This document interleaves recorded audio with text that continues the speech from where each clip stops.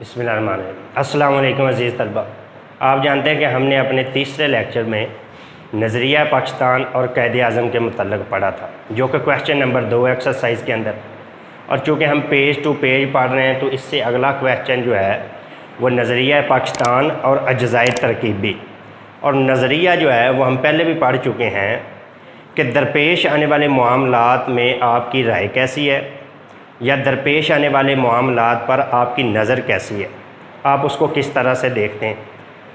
یا اس کی سادہ ترین جو مسالے ہیں وہ نظریہ پاکستان یعنی دو قومی نظریہ یا ایک قومی نظریہ۔ دو قومی نظریہ وہ جس کی بنیاد پر پاکستان مارز وجود میں آیا،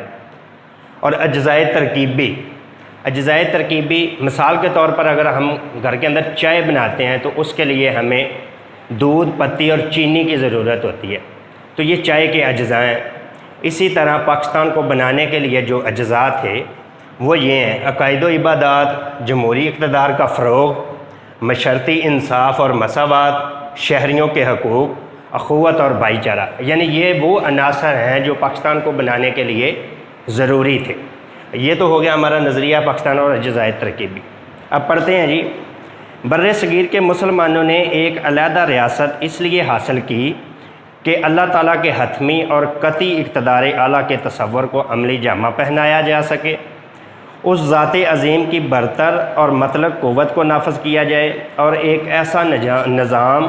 رائج کیا جائے جس میں قرآن پاک اور حدیث رسول مقبول صلی اللہ علیہ وآلہ وسلم پر مبنی اصولوں کو اپنایا گیا۔ اب دیکھیں کہ جو ایک اسلامی ریاست ہوتی ہے اس کے اندر اقتدار اعلیٰ کی جو ذات ہوتی ہے وہ اللہ تعالیٰ، یعنی پوری جو ریاست ہوتی ہے اس کی حاکمیت بھی اللہ تعالیٰ کے پاس ہی ہوتی ہے، اور جو اسلامی ریاست کا سربراہ ہوتا ہے یا حکمران ہوتا ہے، جہاں پر وہ اپنی عوام، اپنی رعایا کو اپنے فرائض کے متعلق جواب دہ ہوتا ہے، اسی طرح وہ اللہ تعالیٰ کو بھی اپنے فرائض کے متعلق جو ہے وہ جواب دے۔ اور دیکھیں کہ جو بر صغیر کے مسلمان ہیں انہوں نے ایک الگ جو ریاست ہے اس کا مطالبہ اس لیے کیا تھا کہ وہ اللہ تعالیٰ کی ذات ہے جو قادر ہے اس پوری دنیا پر، اس کا جو برتر اور اعلیٰ تر ذات ہے، اس کا جو نفاذ ہے یا اس کے اللہ تعالیٰ کے جو احکامات ہیں ان کو ایک اسلامی ریاست کے اندر جو ہے وہ نافذ کیا جائے یا اس کو جو ہے وہ رائج کیا جائے۔ یہی مقصد تھا بر صغیر کے مسلمانوں کا ایک الگ ریاست کا۔ اب دیکھیں، جس میں قرآن پاک اور حدیث رسول مقبول صلی اللہ علیہ وسلم پر مبنی اصول اپنائے گئے ہوں، یعنی ایسی ریاست ہو،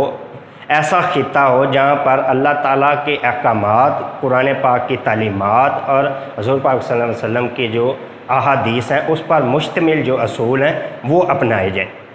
اسلام محض عبادات، رسومات کے مجموعے کا نام ہی نہیں بلکہ مکمل ضابطہ حیات ہے جو انسانی زندگی کے تمام تقاضوں کو پورا کرنے کی مکمل صلاحیت رکھتا ہے۔ اس میں معاشرت، معیشت، اخلاقیات اور سیاسیات کے تمام تقاضوں کو پورا کرنے کا سامان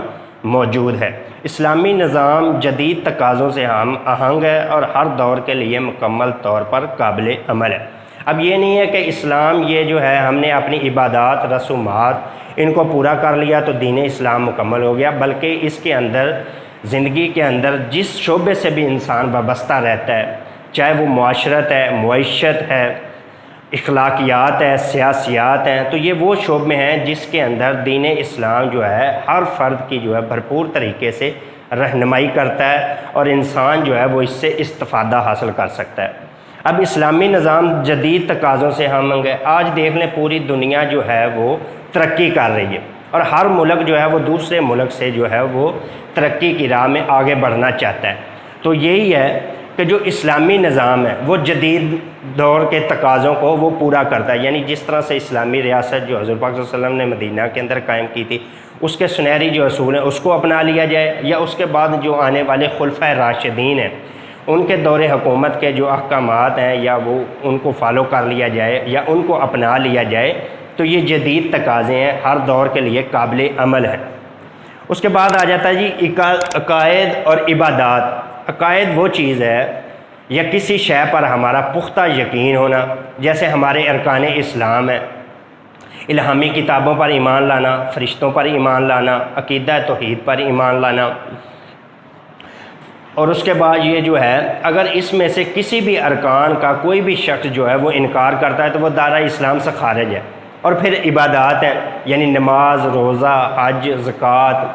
اور اس کو ترک تو کیا جا سکتا ہے لیکن اس کا انکار نہیں کیا جا سکتا۔ اگر کوئی اس کا عبادات کا انکار کرتا ہے تو وہ کفر کرتا ہے۔ اب دیکھیں پاکستان کے قیام کا مطالبہ کیا گیا تو اس کے پس منظر میں یہ سوچ بھی کار فرما تھی کہ مسلمان اپنے عقائد کے مطابق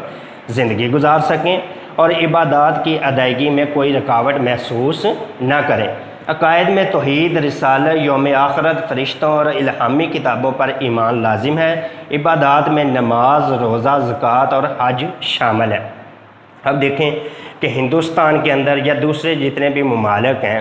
اس کے اندر جو مسلمان آباد ہیں ان کے اوپر تشدد کیا جا رہا ہے، ان کی جانوں کو جو نقصان پہنچایا جا رہا ہے، ان کے جو مال ہیں ان کو نقصان پہنچایا جا رہا ہے، یعنی ان کا عبادت گاہوں کے اندر، مساجد کے اندر جو ہے وہ قتل عام کیا جا رہا ہے۔ اور دیکھیں کہ آج مسلمان جو ہیں، یعنی جو بر صغیر کے مسلمان تھے، انہوں نے اسی لیے جو ہے الگ ریاست کا مطالبہ کیا تھا۔ اب دیکھیں کہ مسلمان جو ہیں پاکستان کے اندر وہ کسی بھی قدغن کے بغیر، یعنی کسی بھی پابندی کے بغیر اپنی جو رسومات ہیں، عبادات ہیں، ان کو جو ہے وہ پورا کر رہے ہیں۔ اور نہ صرف مسلمان ہی نہیں بلکہ دوسری اقوام، یعنی جو دوسرے مذاہب سے تعلق رکھنے والے لوگ ہیں،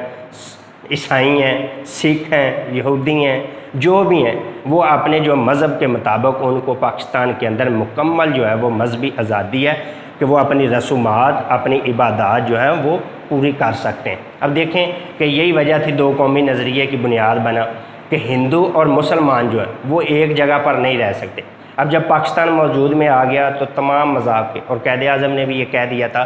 کہ تمام جو لوگ ہیں وہ چاہے کسی بھی مذہب سے ہیں کہ وہ مساجد کے اندر جانے کے لیے، مندروں کے اندر جانے کے لیے، گرجوں کے اندر جانے کے لیے وہ تیار رہیں، ان کے اوپر کسی قسم کی جو پابندی نہیں ہے۔ تو یہی ہے۔ اس کے بعد ہے جی اللہ پاک کے علاوہ کسی دوسرے کی عبادت نہ کرنا اور اپنے شب و روز اسی ذات برحق کی خوشنودی کے لیے گزارنا اسلام ہے۔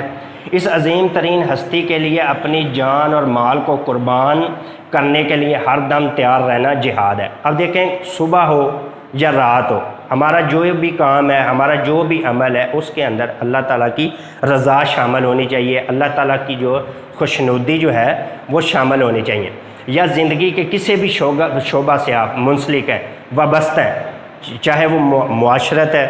معیشت ہے، زراعت ہے، روزگار ہے، اس کے بعد جو بھی کاروبار ہے، بزنس ہے، جو بھی آپ کام کر رہے ہیں زندگی کے کسی بھی شعبہ کے اندر،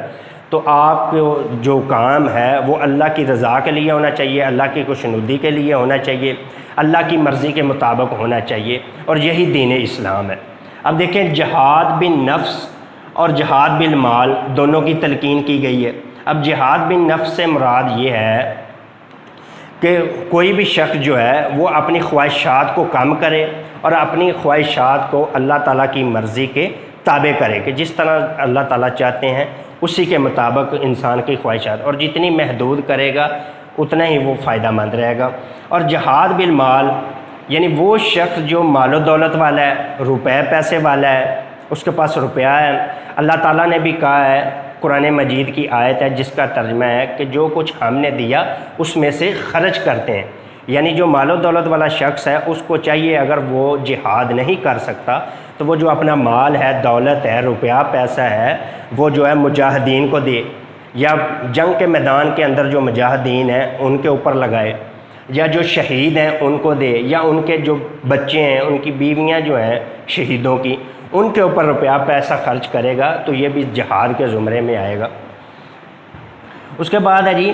عبادات مسلمانوں کو اللہ کی راہ میں چلنے اور اسی کے خاطر جینے اور مرنے کے لیے تیار کرتی ہیں اور اللہ پاک کے علاوہ کسی دوسرے کا محتاج بننے سے روکتی ہیں، کہ جب ہمارا ہر عمل جو ہے وہ اللہ تعالیٰ کی خوشنودی کے لیے ہوگا تو ہم کسی کے محتاج نہیں ہوں گے، یعنی ہمارا انحصار جو ہے وہ اللہ تعالیٰ کی جو ہے وہ توکل پر ہوگا، اور یہ